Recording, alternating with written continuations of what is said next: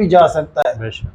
चाहे वो पीर नसीरुद्दीन नसीर रहमतुल्लाह ताला अलैह फरमाते हैं, या खुश्क तरफ है वो इदराक की जद में है सब, मगर मतलब ये है कि वो चाहे खुश्की के ऊपर हैं या तरी के अंदर, या पानी की गहराई के अंदर तरने वाली मछलियां हैं, या हवाओं में उड़ने वाले जहाज हैं, या हवाओं में उड़ने वाले परिंदे हैं, वो सारे के सारों का इदराक हो सकता है, उसकी हकीकत को जाना जा सकता है।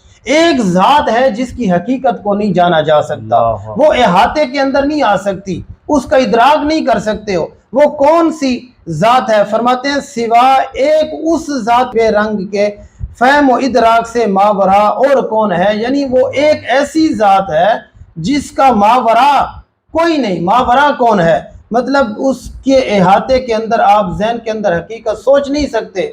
वो कितनी जात है, वो अजल से लेकर अबद तक है, मतलब वो इतनी वसी जात है अल्लाह तबारक व तआला की। वो जिस्म व जान से पाक है, वो वजूद से पाक है, वो खाने पीने से पाक है।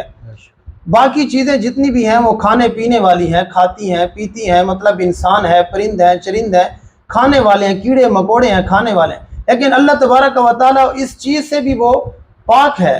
पीर नसीरुद्दीन नसीर रहमतुल्लाह ताला अलैह फरमाते हैं कि वो चाहे इंसान एक इतनी तरक्की करके वो चांद पर चला गया है, उसकी तख्लीक जितनी भी की गई है वो इंसान उस तक पहुंच चुका है, मगर एक ज़ात है जो उसकी खुद वो ताकीक नहीं कर सका कि अल्लाह तबारक व तआला की ज़ात कितनी वसी है, अल्लाह तबारक व तआला की ज़ात का दायरा कितना वसी है, वो हमारी सोच से भी बालातर है।